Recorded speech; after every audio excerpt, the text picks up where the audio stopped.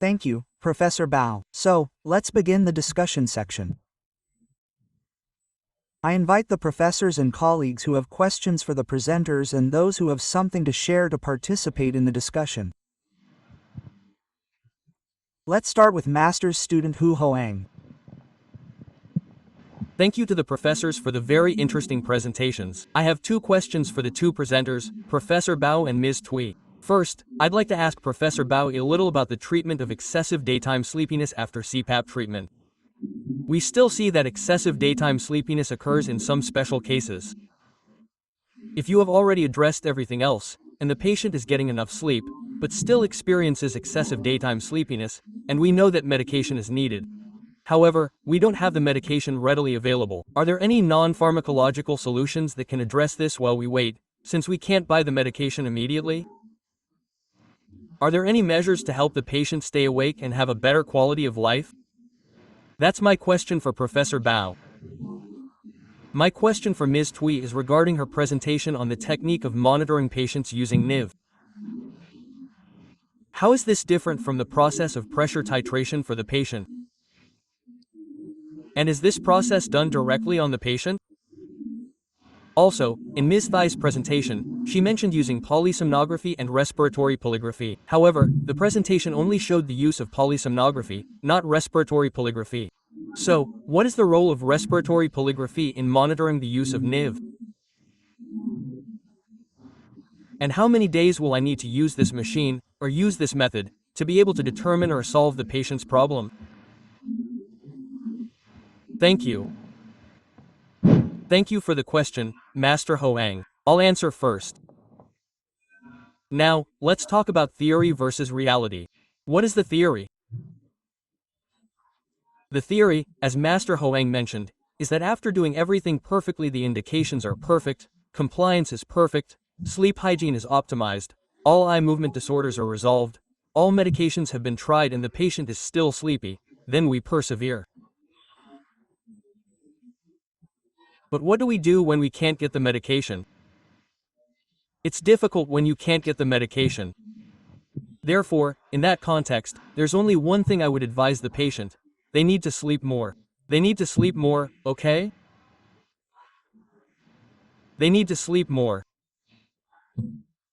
For example, how many hours do you sleep a day? 6 or 7 hours. Now, sleep more for me. You're still sleepy, so sleep more hours. If you don't stay up late at night, then, I usually ask my patients, what time do you usually go to sleep? 10 p.m.? Now, go to sleep at 9 p.m. How can you go to sleep at 9 p.m.? I start training them to have an earlier bedtime.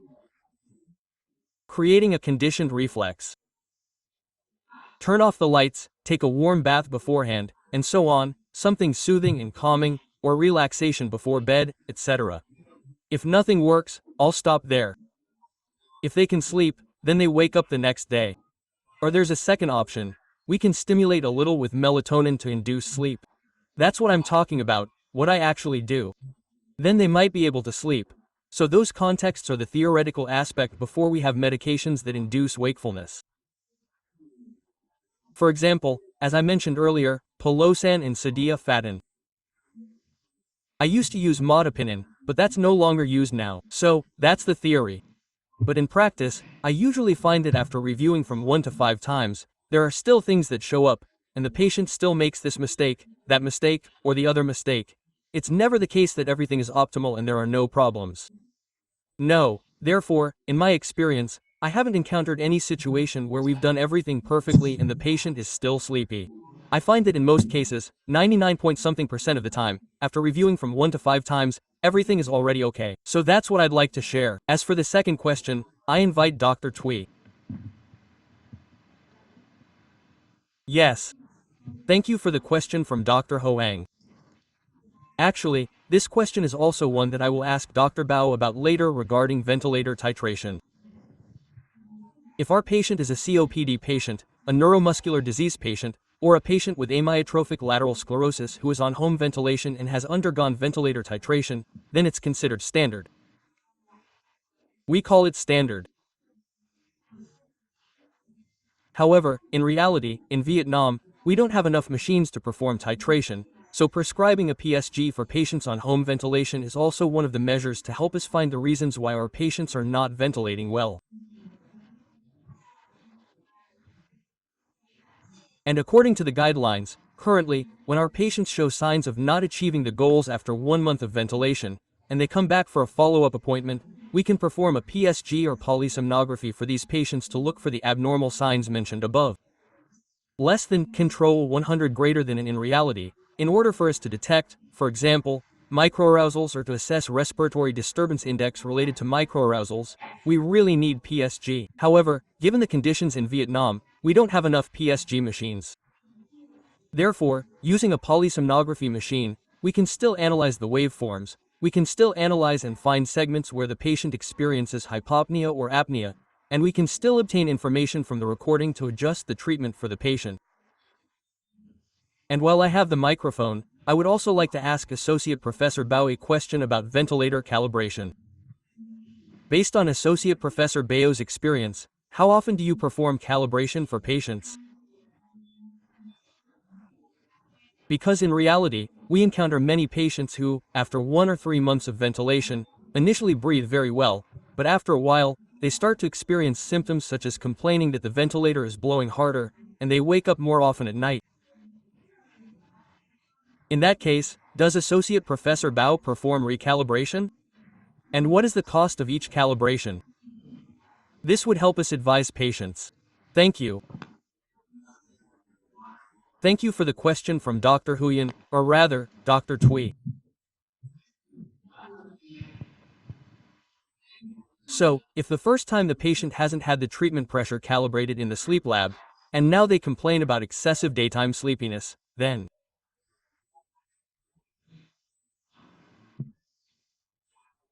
we'll immediately think that the previous automatic calibration might not have been correct. In that case, I would recalibrate it once, not repeatedly over time. The second scenario is that I've already calibrated the pressure once, and now the patient comes back complaining with new stories. That is, initially everything was fine, but now they suddenly feel uncomfortable again.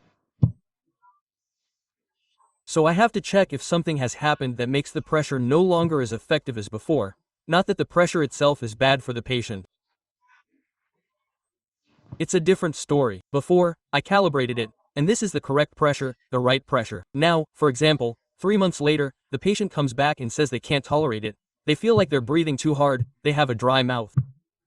That doesn't mean the pressure is wrong. It's still the same. But there's a new factor. The new factor is related to the patient's compliance with the treatment.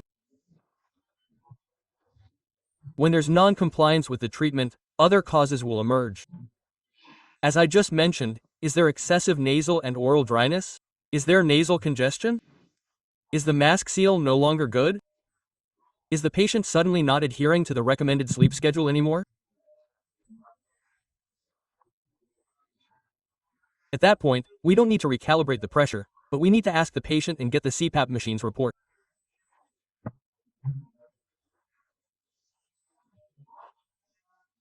That is, if they've used the machine for a month, we print out the report for that month.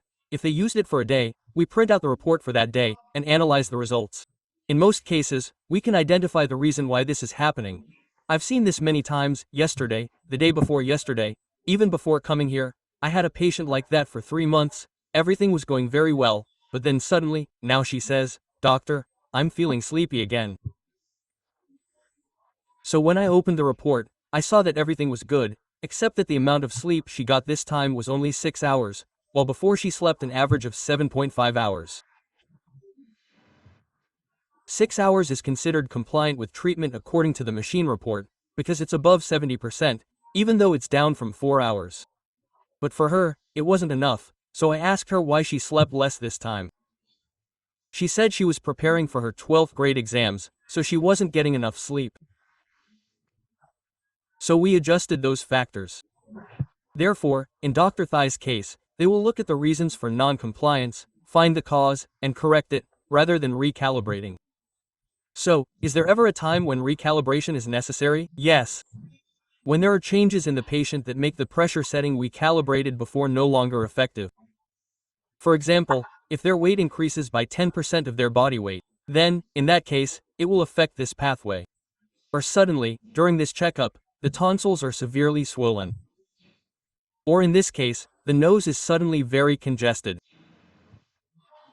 These are changes in soft tissue, weight gain, obesity, or hard tissue in the patient, and that's when recalibration becomes necessary. Nobody calibrates repeatedly like that. They say it's a waste of money. So that's the reality of my practice, and I wanted to share this with Dr. Thuỷ. Thank you, Professor Bao, for your very practical and insightful answers, which are very relevant to the two questions from master's student Hu Hoang. Regarding cases where, as Professor Bao shared, if we follow the correct treatment steps and address the difficult cases, such as those requiring CPAP, proper sleep hygiene, and good compliance, there's no reason for daytime sleepiness. Here, we need to compare the Epworth Sleepiness Scale scores before and after treatment. If there is no improvement, then there might be an underlying problem, such as idiopathic hypersomnia. In that case, both conditions might coexist. Therefore, it's important to note that obstructive sleep apnea causes this sleepiness due to sleep fragmentation and microarousals. CPAP treatment may cause other complications, as Professor Bao and other professors have noted, such as central sleep apnea or other disorders like hypoventilation. However, in principle, daytime sleepiness should improve if the treatment is correctly prescribed. Besides that, for cases where medication is not used, there are several types of medication available. If modafinil is unavailable, we can try other groups, such as sodium oxybate, which is actually not available in Vietnam.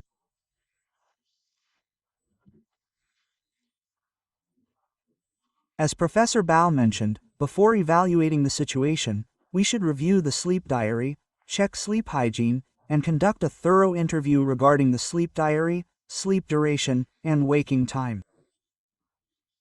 The simplest adjustment is to ensure sufficient sleep, which will then reduce daytime sleepiness. Secondly, there are non-pharmacological therapies that aim to promote wakefulness, such as light therapy with high-intensity light, which can also help increase alertness. Then, we need to review whether the diagnosis is appropriate and perform the tests, as Professor Bao mentioned, such as the MLT, multiple latency test, and MWUT, multiple wakefulness test. Regarding MLT and MWUT, Ms. Vu Diem Ku, a research student, is working on this issue. At that time, we need to re-evaluate and, if necessary, check if there is narcolepsy. In his presentation, Professor Bao mentioned looking for HNLA, which is related to orexin. Therefore, we need to reassess. The real problem is that we haven't done all these things correctly. If there is still residual sleepiness, then we consider it idiopathic hypersomnia, and our treatment approach will be different. Regarding polysomnography and sleep apnea monitoring, the terminology used by Dr. Thuỷ, which Professor Bao also further analyzed, is because these graphs are not polysomnography or sleep apnea recordings. These are monitoring graphs during ventilation, which is different. For polysomnography, we look for sleep apnea.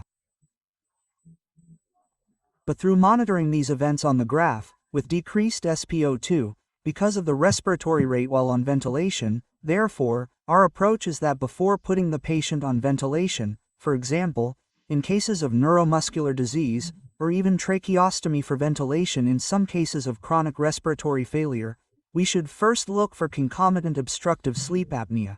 If there is a high prevalence of obstructive sleep apnea in patients with neuromuscular diseases, neurological disorders causing obstructive sleep apnea, and other conditions including idiopathic pulmonary fibrosis, the treatment strategy will be different. The goal is to treat both obstructive sleep apnea and improve respiratory function. For these patients, the most difficult cases are those with chronic obstructive pulmonary disease, COPD, because it is related to intrinsic positive end expiratory pressure, PEEP, and air trapping. In these cases, titration is mandatory, and sometimes, even with severe COPD, we have to perform titration after 3 or 6 months. If the POCO2 does not respond or improve, then our focus is on titrating the patient with non-invasive ventilation, NIV. And if there is a co-occurrence of obstructive sleep apnea, because these are two different diseases and can coexist, such as in neuromuscular diseases, amyotrophic lateral sclerosis, ALS, muscular dystrophy, or myasthenia gravis, obstructive sleep apnea can still occur. Therefore, the treatment goal for NIV is different. Treating with CPAP is much easier. We monitor and perform titration as described in the professor's lecture, but here we are talking about NIV, which is non-invasive mechanical ventilation, not CPAP. CPAP can also be NIV, BIPAP can also be NIV, or even automatic CPAP. Anything that doesn't involve intubation is considered non-invasive ventilation. Therefore, in the future, Dr. Thuỷ will further develop this, and for those patients, when polysomnography or respiratory polysomnography is needed, it must be a complete polysomnography. Using the tracing system attached to NIV is still acceptable because it only involves a sensor attached to the mask. And then there are other variables and sensors, which are usually measured and attached normally. Regarding the price, recently, in our clinic, we only perform titration for some special cases during breathing tests, not for every patient, so it's considered free. But if we use a sleep file, it costs about 4 or 5 million Vietnamese dongs. We only prescribe it for patients with obesity, alveolar hypoventilation, obstructive sleep apnea, and especially central sleep apnea, which accounts for 1/3 of the cases. We have to perform titration in Vietnam, so I don't know if measuring and doing titration costs the same as polysomnography, or if it's cheaper or more expensive. If it includes TCO2, it might be more expensive. Thank you for the question, doctor. Regarding this point, I also have another professional opinion to contribute to Dr. Thuï's case. When monitoring this, there are two phenomena. The first is mechanical airway obstruction, which also reduces ventilation, right? And the second is reduced muscle function due to nerve control from above or due to a weakened pulmonary system, which also reduces alveolar ventilation. In the case of obstruction, oxygen levels will drop, but CO2 levels won't increase yet. But if there's general alveolar hypoventilation, like in myasthenia gravis or amyotrophic lateral sclerosis, ALS, CO2 levels will increase. Therefore, in the context of Dr. Thuï's case, there needs to be another channel, the end-tidal CO2, ETCO2 channel. Otherwise, it will be very difficult. The next morning, you can't just keep sticking a needle into the artery to measure POCO2 repeatedly. That's very difficult. So that's one point. Secondly, regarding the price, if we go to Phu Viet Hospital, a sleep study costs 4 million Vietnamese dongs, but if it's a standard study, it's 5 million Vietnamese dongs. However, if it's a standard study with an additional CO2 channel, it becomes 7 million Vietnamese dongs. That's the reality. But, if we think about the long-term compliance and accuracy in treatment, and the cost of the machine afterwards, which is 30-40 million Vietnamese dongs, then we usually still do the standard study. This is according to the ASM guidelines. If we do it manually, then later on it will cause problems, so that's our viewpoint. Does any of my colleagues have any other opinions? No. Thank you, Professor Bao. Therefore, teachers and colleagues, when prescribing for special cases with comorbidities, you should refer them to specialists. We also have specialists working in this field, and as Professor Bao said, currently in Ho Chi Minh City, there's only Phu Viet, and at Slip with pharmacist Bang, and in Lam Dong, there's our place, but nowhere else does this.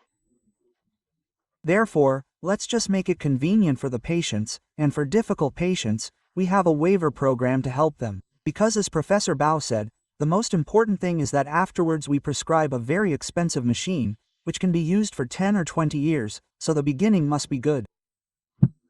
So, if the teachers and colleagues have no further comments, then I think we'll stop here.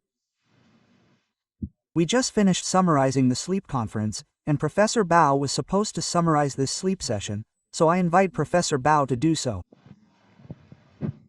Regarding the summary, there's probably not much to say. Today we had 3 presentations, which I think were very good. Firstly, we discussed the combination of asthma and obstructive sleep apnea. We've seen how common this combination is and the causal relationship between asthma and obstructive sleep apnea. Therefore, our approach should be similar to that of allergic rhinitis and asthma. When we see one condition, we should consider the other, so that we can treat both conditions simultaneously if present, leading to a better quality of life for the patient. Secondly, we've seen a very common clinical problem. What to do when a patient with obstructive sleep apnea has been treated with positive airway pressure ventilation but still experiences excessive daytime sleepiness? Question mark. The main point of this presentation is to approach this problem step by step, specifically 6 steps, to identify the causes of this condition and address each cause accordingly, leading to better results. The third very interesting presentation by Dr. Thuỷ discussed the challenges of non-invasive mechanical ventilation at home for patients with chronic respiratory failure. It's not always smooth sailing, and we need another tool, polysomnography and sleep studies for these patients to help select and adjust the appropriate ventilation modes and identify the causes of ineffective treatment. Finally, I would like to thank all of my colleagues for their attention today. I wish you all a very pleasant lunch. Before we conclude, I invite everyone to come up and take a photo. If anyone wants to post it on Facebook, you're welcome to do so. Please, all the professors and colleagues, come up for a souvenir photo. Thank you.